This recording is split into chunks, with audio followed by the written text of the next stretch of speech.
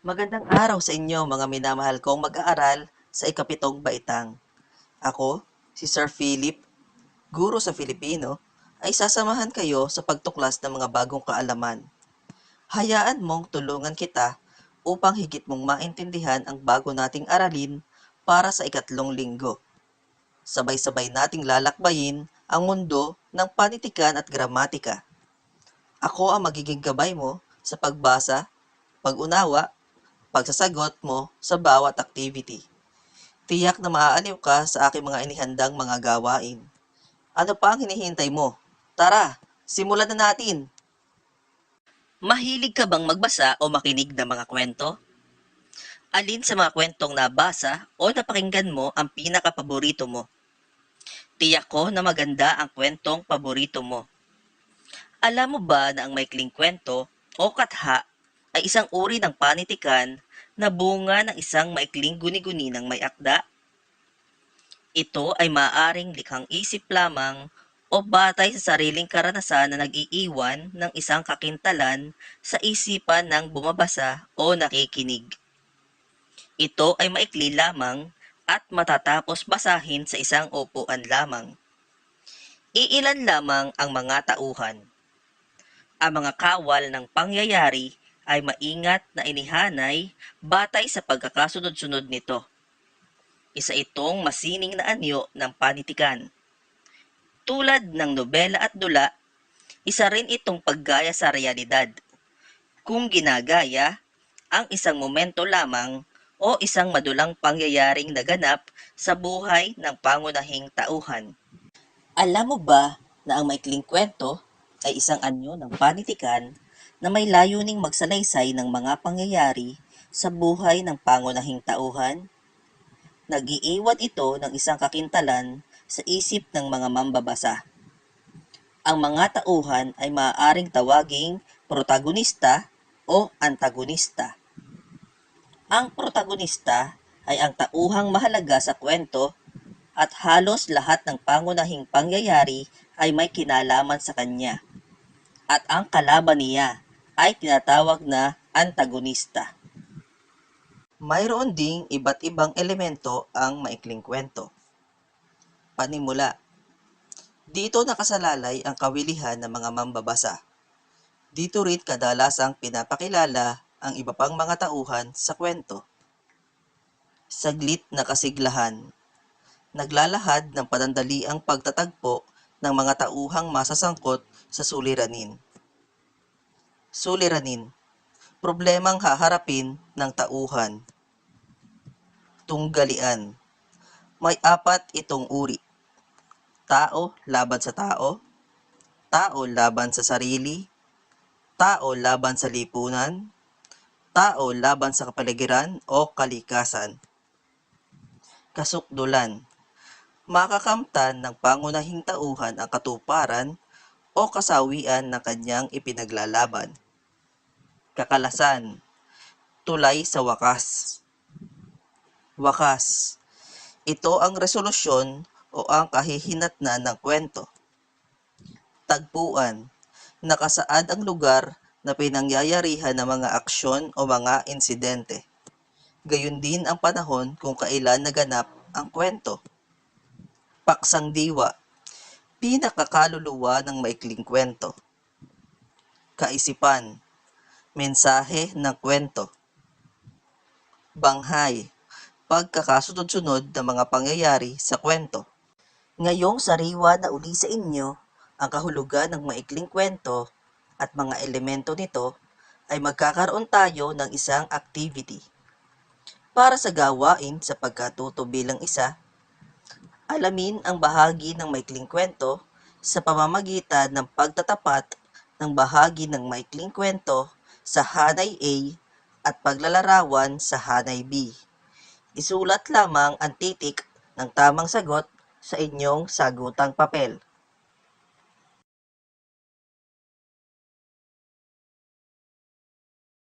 Palalawakin naman natin ngayon ang inyong mga talasalitaan. Mahalaga ito upang higit ninyong maunawaan ang ating tatalakaying maikling kwento.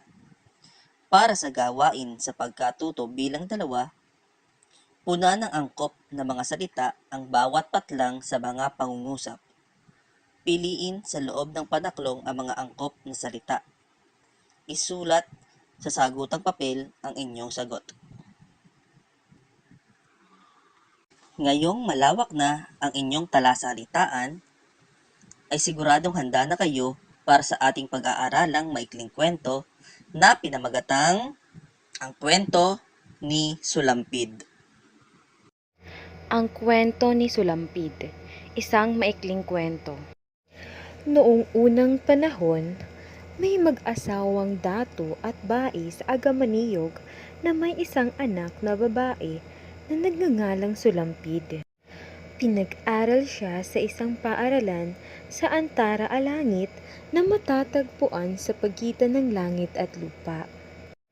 Ipinadala siya upang mag-aral ng banal na Quran hanggang sa lumaki siyang napakagandang dalaga. Naging guro niya si Somesen sa alungan. Hindi nagtagal, nagkasakit ang dato ng Agamaniyog. Malubha ang sakit nito at ipinaalam kay Sulampid. Umuwi si Sulampid at pinuntahan ang kanyang ama. "O ama, ano ang nangyari sa'yo?" Ang nag-aalalang tanong ng dalaga. Sumagot sa kanya ang ama. Mahal kong anak, malapit na yata akong mawala sa mundong ito. Gusto kong basahin mo sa akin ang Quran bago ako mamatay at huwag mong kalilimutang mag-abuloy sa mga mahihirap o magbigay ng sadaka sa aking pangalan. "Oo, ama. Ikinagagalak ko pong gawin lahat ng kahilingan mo." Ang sagot ni Sulampid.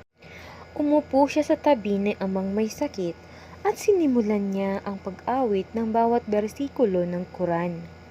Nang marinig ang kanyang boses, tumigil ang ihip ng hangin at ang mga dahon ay tumigil sa paggalaw. Pati na rin ang mga ibon ay tumigil sa paglipad upang makinig sa pag-awit ni Sulampid. Pagkatapos na mabasa niya ang Quran, namatay ang kanyang ama. Tumangis ng malakas ang dalaga. "Nanalangin ng lahat sa kaisa-isa nating Panginoon. O Ama, bakit mo kami iniwan sa mundong ito?" Umiiyak si Sulampid patungo sa kanyang ina at niyakap ito. Umiiyak din ang lahat ng nasa bahay. Inihanda ang dato para sa kanyang libing. Pagkatapos ng pagdadasal, ay inilibing ang dato sa Agamaniyog. Sumunod naman ang pang-araw-araw na dasal at pagkatapos, bumalik na si Sulampid sa Antara Alangit. Pagkatapos ng ikasandaang araw mula nang mamatay ang ama ni Sulampid, bumalik na siya para sa isang kaugaliang sinusunod ng kanyang ama. Tinulungan ni Sulampid ang kanyang ina sa paghahanda ng pagkain para sa mga bisita. Nang mga oras na iyon, nanunood sa kanya ang kanyang guro na si Somesen sa alungan at inihulog niya ang isang sulat na may larawan niya para kay Sulampid. Sinadya niyang ihulog ang mga ito sa harap ni Sulampid. Kinuha ng baing Agamaniyog ang sulat na may larawan. Pumasok kaagad ito sa kanyang silid at itinago ang sulat. Bago niya itinago, tiningnan muna niya ang larawan ni Somesen sa alungan at humanga siya sa kagandahang lalaki nito. Abala naman si Sulampid sa paghahanda ng pagkain para sa mga bisita at pagkatapos ay pinakain niya ang lahat ng mga naroroon. Para sa alaala ng kanyang ama ang paghahandang ito. Pagkatapos ng lahat, pumunta na si Sulampid sa lamin ang tore ng prinsesa upang matulog. Nanaginip siya na may isang matandang lalaki na pumunta sa kanya at nagsabing, Sulampid, hindi mo ba alam na si Somesen ay naghulog ng sulat at larawan para sa iyo? Ngunit kinuha ng iyong ina at doon itinago sa kanyang kahon. Gumising ka at buksan mo ang kahon at kunin mo ang sulat. Gumising si Sulampid at sinunod ang sinabi ng matanda, at natagpuan niya doon ang sulat at larawan. Binasa niya ang sulat.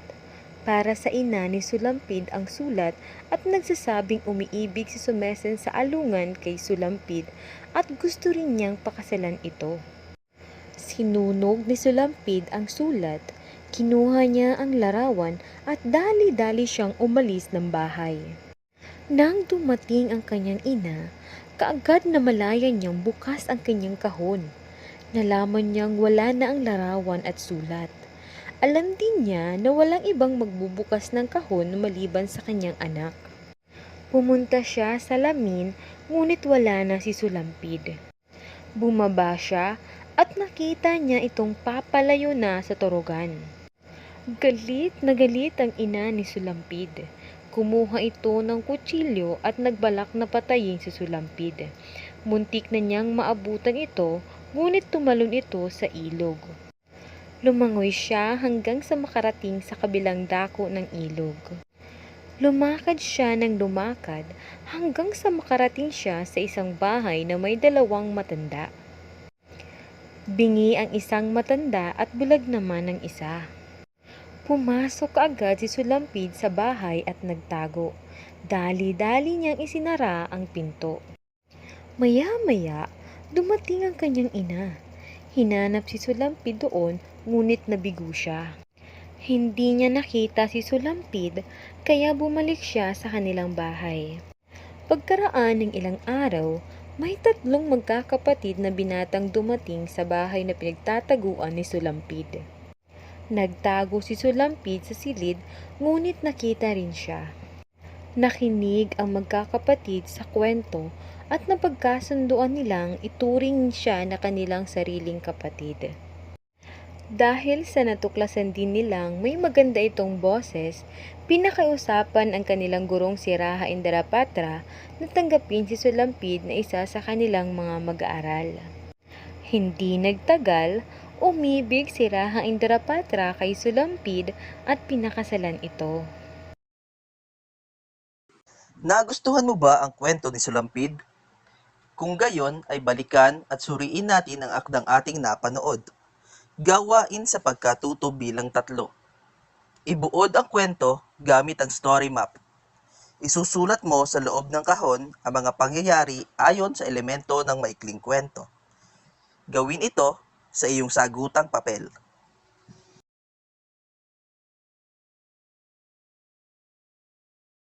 Noong nakaraang linggo ay pinag-aralan natin kung ano ang sanhi at bunga.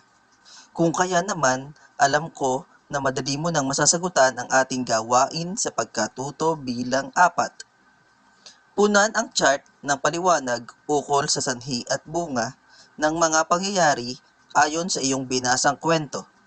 Gawin ito sa iyong sagutang papel. Unang pangyayari. Bumalik si Sulampid sa kanilang tahanan matapos ang ika-100 araw. Ikalawang pangyayari. Itinago ng ina ni Sulampid ang mga sulat ni Sumesen. Ikatlong pangyayari. Si Sulampid ay itinuring na kapatid ng 3 lalaki. Bilang pagpapatuloy sa ating aralin tungkol sa sanhi at bunga para sa gawain sa pagkatuto bilang 5, isulat sa sagutang papel ang titik S kung ang may salungguhit ay tumutukoy sa sanhi. Isulat naman ang titik B kung ito ay tumutukoy sa bunga. Unang bilang. Nahuli sa klase si Ana dahil nagpuyat siya kagabi. Ang may salungguhit ay nagpuyat siya kagabi. Ikalawang bilang.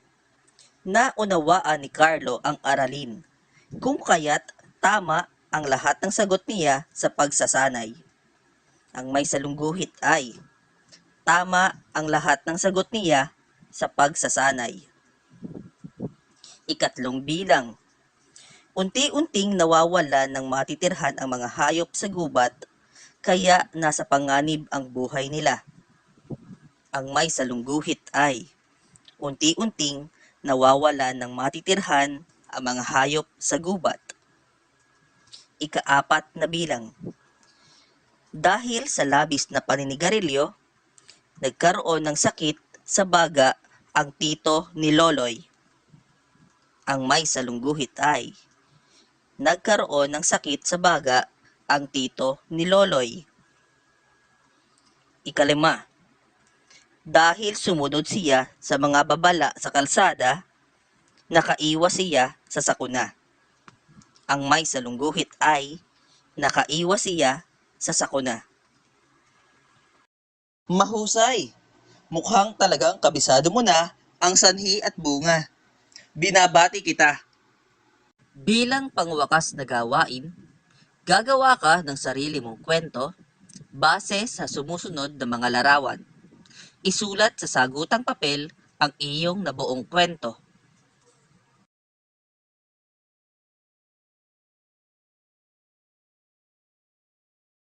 Para sa inyong refleksyon at pagninilay, mag-iiwan ako sa inyo ng isang katanungan. Maaari mong ibahagi ang iyong sagot sa iyong mga kasama sa bahay o i-post sa iyong mga social media accounts. Handa mo bang saktan ang isang kapamilya o isang kaibigan para sa pag-ibig? Nakaraos na naman tayo sa isang aralin at nakatapos na naman tayo ng isang kwento. Masaya ako at naging bahagi na naman ako ng inyong pagkatuto. Muli, ako si Sir Philip na nagsasabing, masakit makita ang taong mahal mo ay hawak na ng iba. Pero mas masakit makita na ang bansa ko, iba na ang wika at kultura. Hanggang sa muli, paalam!